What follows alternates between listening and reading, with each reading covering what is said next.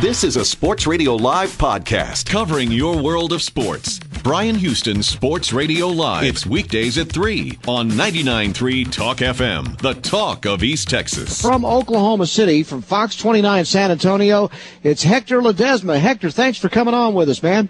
Of course, Brian. How are you? Doing great. Now, what was it like? What we saw on television was phenomenal. What was it like watching it with the eyeball test last night? It was just as phenomenal. I mean, as well as they've been playing, and they went into last night winners of 19 straight, on an unbelievable tear, and not only winning games, but really dismantling teams in the playoffs, in the playoffs of all places. It'd been a while since I had seen them play that well offensively. I mean, they're known for moving the ball. They're known for hitting the open shots and for really getting to the right spots and getting the ball to the right spots and basically getting what they want. We all knew that. That's what they do offensively. Last night, they just took it to another level. I mean, I looked up, and midway through the third quarter, they were shooting 65%. That's unheard of in an NBA game. When you add to that a Western Conference game against a team that's pretty darn good, let's not forget Oklahoma City's not a slouch. I mean, maybe they're not the greatest team defensively, but they're still pretty darn good. And to be putting on that kind of a display against a worthy opponent like that was really mind-boggling. So was this just a case of them not being able to miss last night? Are they that much better than Oklahoma City, or is that just like a one-game anomaly where they shot the lights out and were hot all night? I mean, Tony Parker shot 73% from 10 feet and beyond last night. Yeah, Tony was out of his mind. And if Tony plays like that, the Spurs are unbeatable. And he's been playing at near that level for the better part of the season. I think, and this includes when he won the finals, when he won the MVP in the 07 finals, I think he's playing the best basketball of his career. I can't remember a time when he was stringing this many impressive performances together. And he doesn't have to score. He doesn't have to, get the 34 that he got last night. He has just a big an impact on the game when he has 18 points, but he's got 12 assists. And that's been the maturation of Tony, is he's always been a score-first point guard. But over the years, he's gotten so much better at knowing when to facilitate, when to run the offense, and when to take over, and when to look for a shot.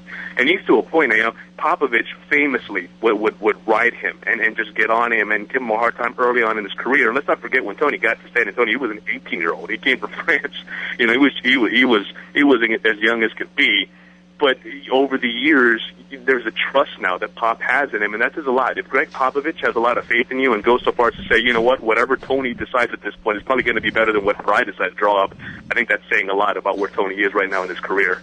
Except one of the most memorable moments of the game last night was when Durant cut it to 80-64, and Pop just ate Parker's butt out last night. Right. And that's what made me think of those days when Pop would get on Tony. It was funny to watch back. I'm sure it wasn't funny to Tony, but to the rest of us back in the day, wow, Pop is relentless when it comes to Tony. But I think it's because Pop knew, once the Spurs remember Tony, they drafted him, at the end of the first round, and by early on in that season, he was starting. He was their starting point guard, and that hasn't changed since. And that was 2002. So the 2001-2002 season was his rookie year.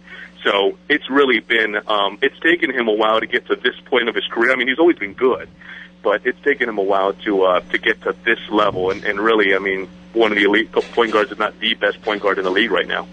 Okay, so the Spurs have won 20 in a row now. They've won 10 in a row in the playoffs without a loss.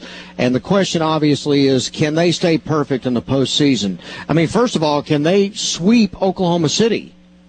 Logic tells you no, right? You think at some point they have to lose a game. I mean, at some point, But here's the thing about this team, Brian, is Game 3 against the Clippers, they fell down 24 points. That was Game 3. So the Clippers, that was that. You know how NBA series go when the road team loses the first two games. What often happens in Game 3? They come home, they get a lift, they get a big win. So I'm sitting there watching Game 3 thinking, okay, the Spurs are down 24. They're missing boatloads of shots. They don't look like the Spurs. This is it. The streak's coming to an end. They've come back down to earth.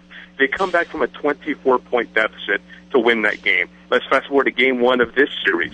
Oklahoma City has them down 9 going into the fourth quarter. The Spurs had not played well through their first 3 quarters. Not only, and it went beyond not shooting well. They looked scared. They looked passive. They didn't look confident. Thus the whole reason for the "let's get nasty, I want some nasty" comment from Pop.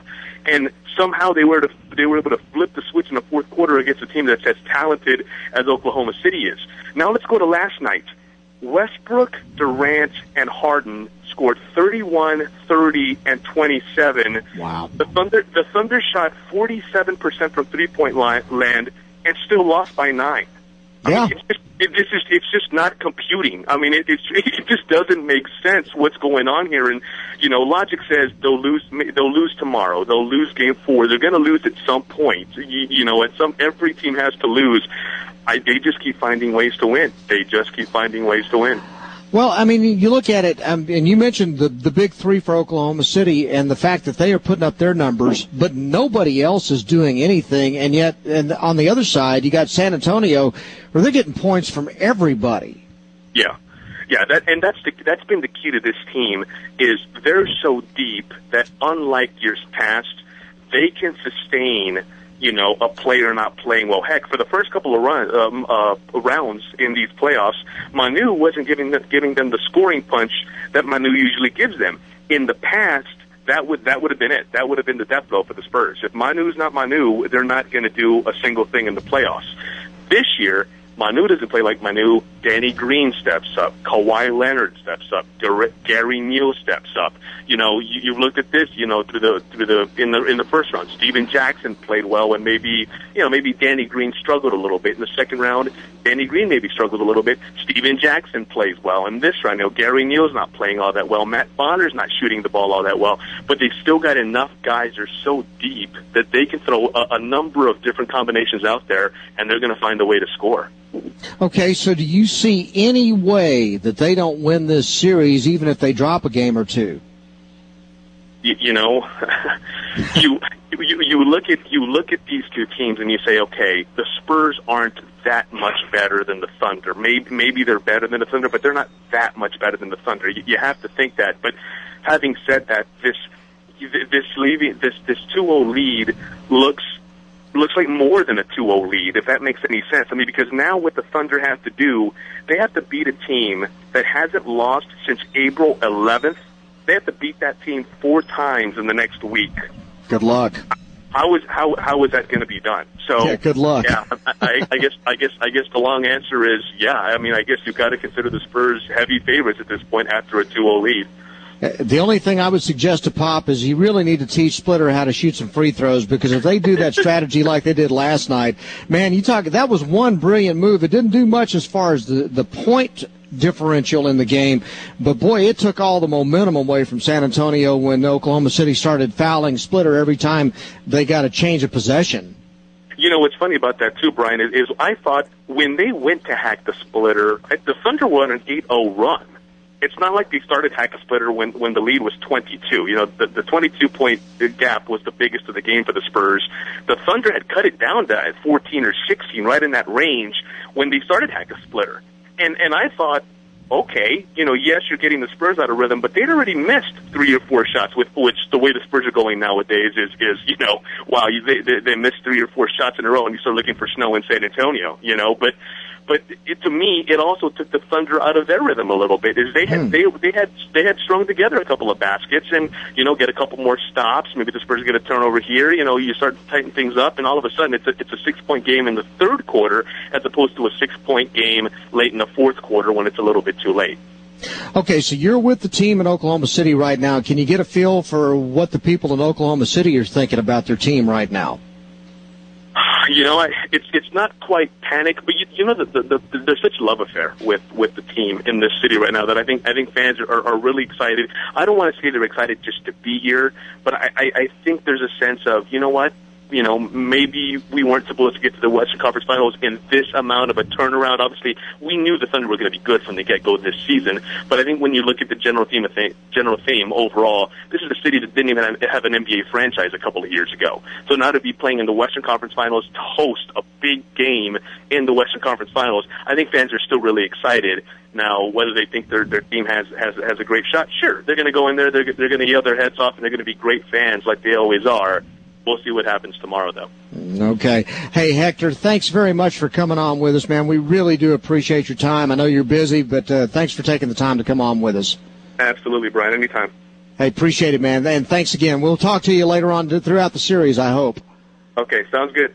Good deal. Hector Ledesma from Fox 29 San Antonio. This is a Sports Radio Live podcast covering your world of sports. Bryan Houston Sports Radio Live. It's weekdays at 3 on 99.3 Talk FM, the talk of East Texas.